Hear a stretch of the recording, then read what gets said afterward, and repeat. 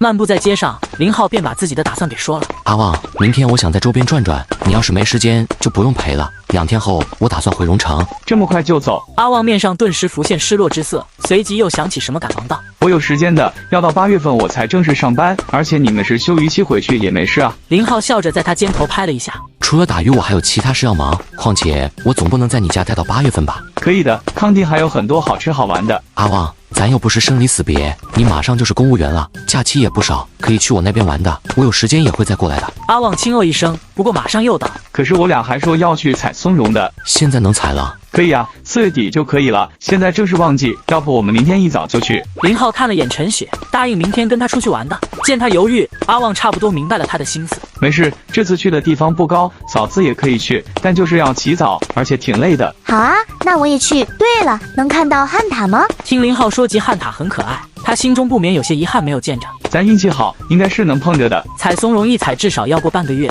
想来林浩不会嚷着回去。转悠了一会，三人回到收购的店里，100多万的现金还是蛮重的，大概有近30斤的样子。阿旺带来的包被塞得很满，就这么背着，三人往家赶。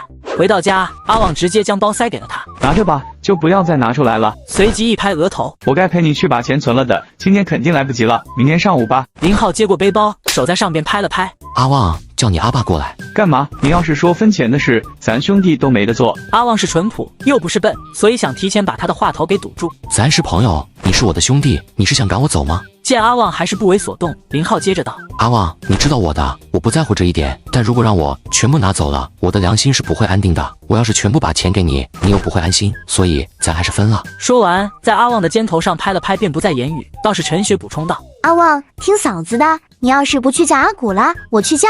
阿旺这才去叫人。片刻，阿古拉来了。阿浩，你是个慷慨的孩子，只是这个钱。阿古拉，您是个睿智的长者，还请您不必再劝说。阿古拉想了想，点头，看着已经分好的2料钱，指着其中那堆少的对阿旺道：这是朋友的赠与，你就收着吧。阿旺正待动手，结果林浩当先把那堆小的往自己包里塞。那堆大的是你的，这是我的。两父子都愣住了，下一刻齐齐开口：不，这样肯定不行。这次两人都很坚决，不管林浩怎么说就是不行。最终一番拉扯，三人按劳分配，林浩装了40万，至于说那3斤鲜品，则是两父子送给他的。阿爸，明天我带着阿浩去采松茸。那要进林子啊，明天我跟你们一起。林子里虽说海拔稍矮些，但有蛇，我不跟着不放心。清早，林浩起床第一件事就是看看自己的实时幸运值，今天还行，有个43点，所指的方向是正南方。对于采松茸，他没有太多的想法，要是采得多，倒是可以带点干品回去，让家里尝尝。至于卖钱是不可能的，很辛苦的，你确定要跟着？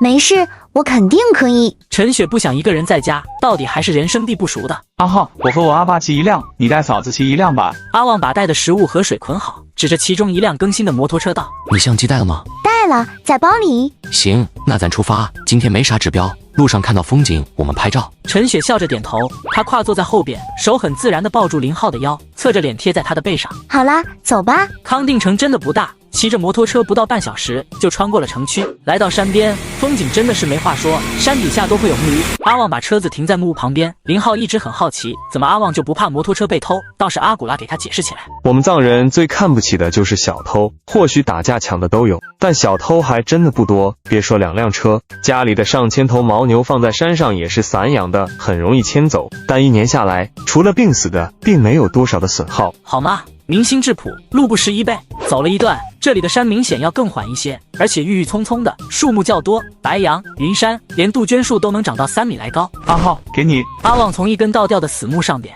折下一段笔直的枝干，一头用随身的刀削尖了少许。干嘛？走到有灌木的地方敲一敲，可以吓走蛇，还有落叶多的地方，松茸是看不见的。用这个敲击，凭手感能找到刚冒头的松茸。阿旺又削了一根给陈雪，三人各自拿了一根。阿古拉上山就分开了，说好中午到这里汇合的。阿旺拿着棍子边走边在地上敲着，两人也有样学样。片刻，陈雪终于还是没忍住笑了起来，像不像3个盲人在走路？哈哈哈，咱现在就是盲人探路。下一刻，阿旺轻易一声蹲下，用手拨开地上的落叶，招手让两人上前来看。那这就是松茸，这个还好露头了，有的还只是把地鼓出一个包。挖的方法与虫草相似，用棍子插进底部，千万别撬断了，断了就只能是自己吃。林浩跟阿雪相视一笑，都明白对方的心思，本来就是挖着自己吃的。见阿旺挖出一颗，林浩和阿雪自认看明白了，便开始自己找起来。爸，我找到一颗。林浩凑进去看，这一颗倒是好找，因为肥肥的大头已经裸露在外，上边也没有落叶遮挡。真厉害！听他这么说，陈雪更加的高兴，非要自己给挖出来。林浩手中的棍子在旁边随意的敲了一下，突然就有一种不一样的感觉，棍子尾端传来了极轻微的反弹，拨开落叶，果然看到了一颗刚冒头的松茸，小心的挖起，发现这一颗还是挺大的，估计有个3、4两的样子。阿浩，我这颗好大。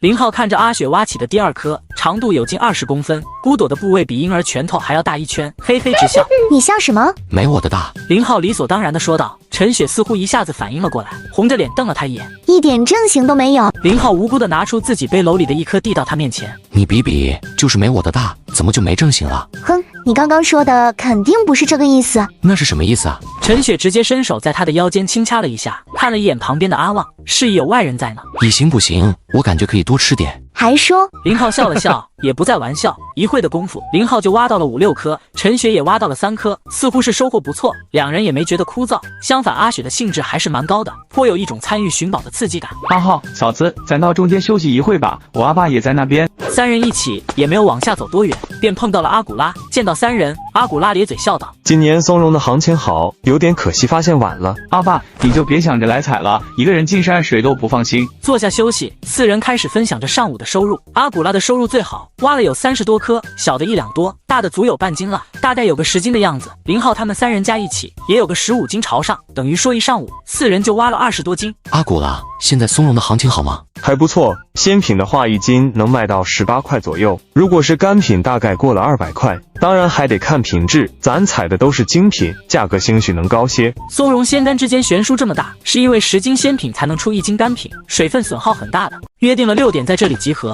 ，4人再度分开。阿旺带着他们往东边，阿古拉独自一人向北，往更高的地方寻找。3人转过一个山坡，这里居然有不少的野花，紫色的、黄色的皆有，一团团的极为漂亮。陈雪惊喜不已，掏出相机就要拍照。你过去，我来帮你拍。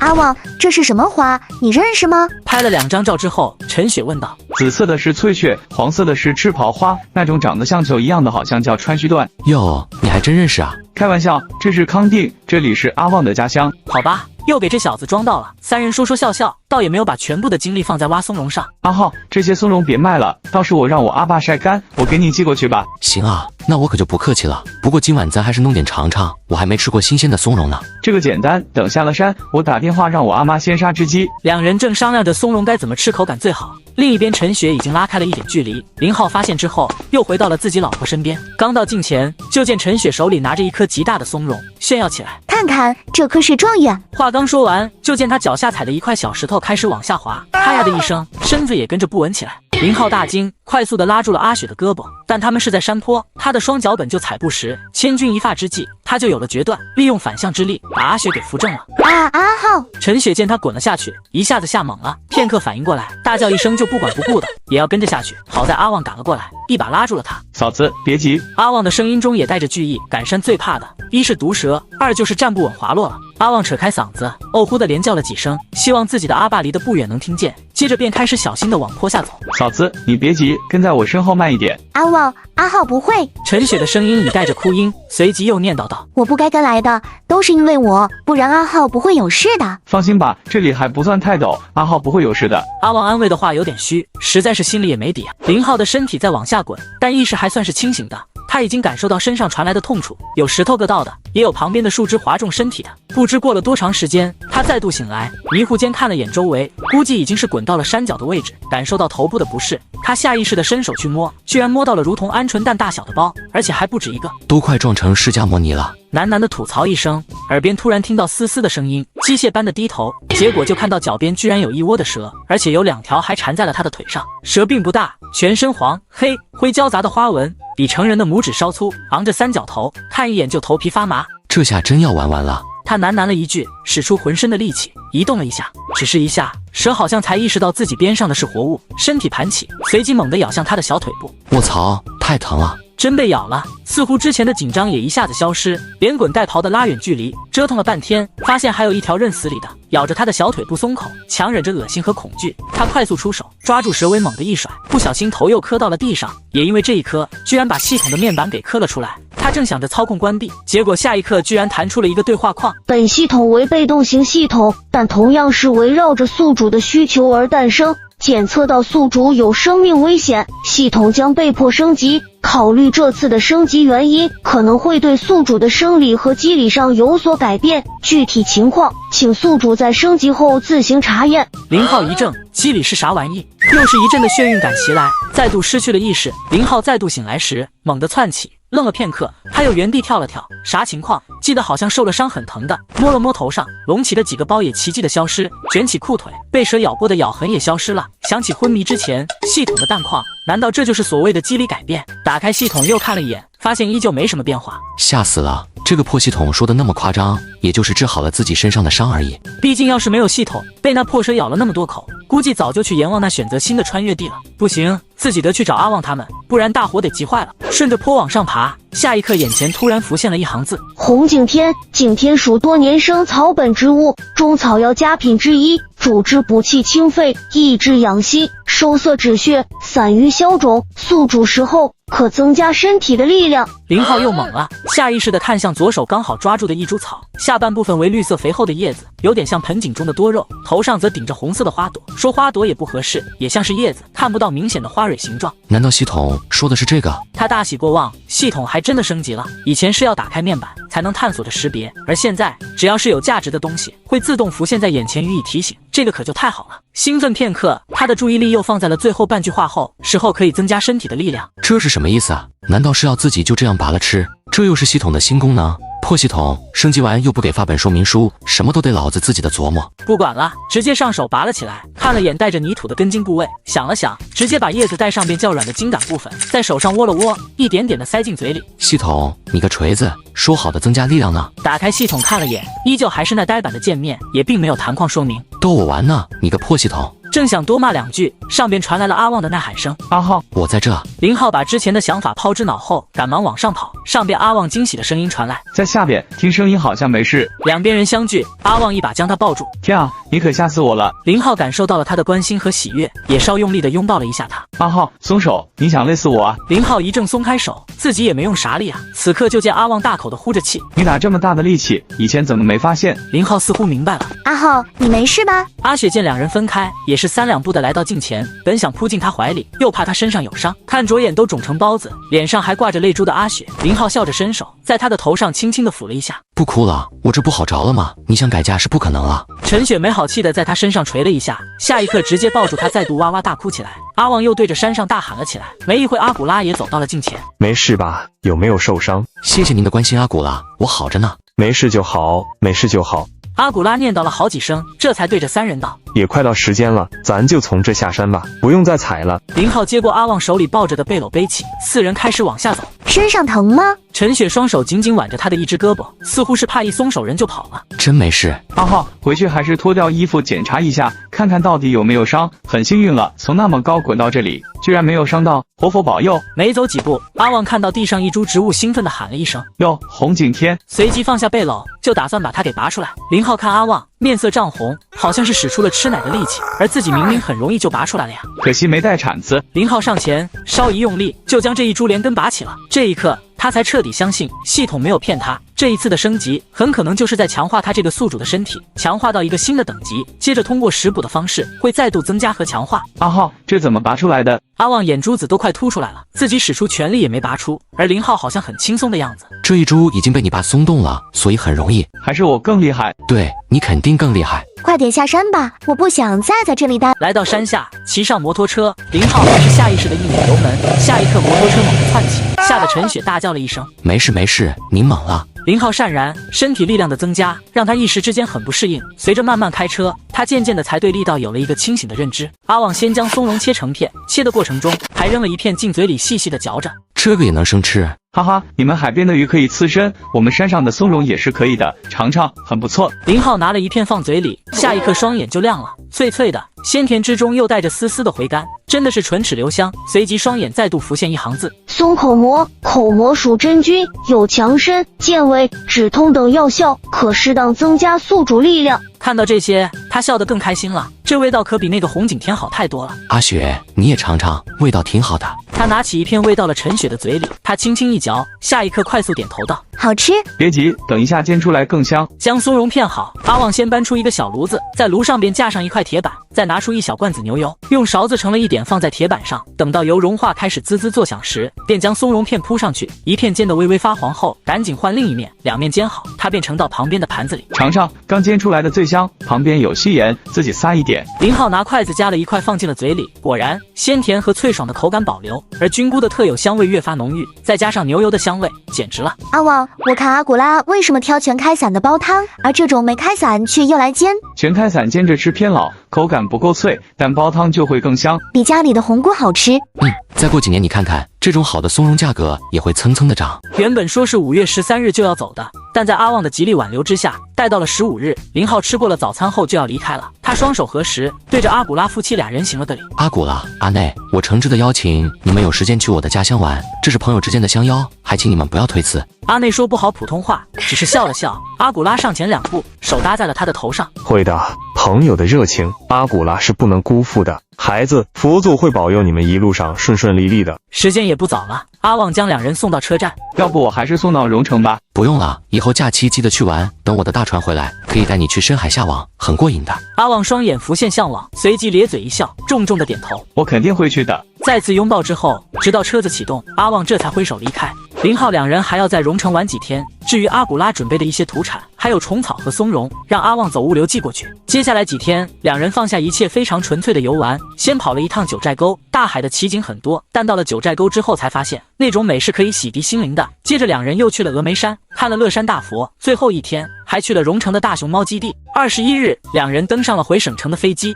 到了镇上已经是晚上7点钟，在陈家吃了顿晚饭，他这才打算回家。嫂子的礼物，明天我自己过去送。行，都听你的。林浩提着2个大箱子打算走，除了给老丈人和大舅哥一些茶叶，他打算等阿旺记的特产到了，到时再分一点给陈家。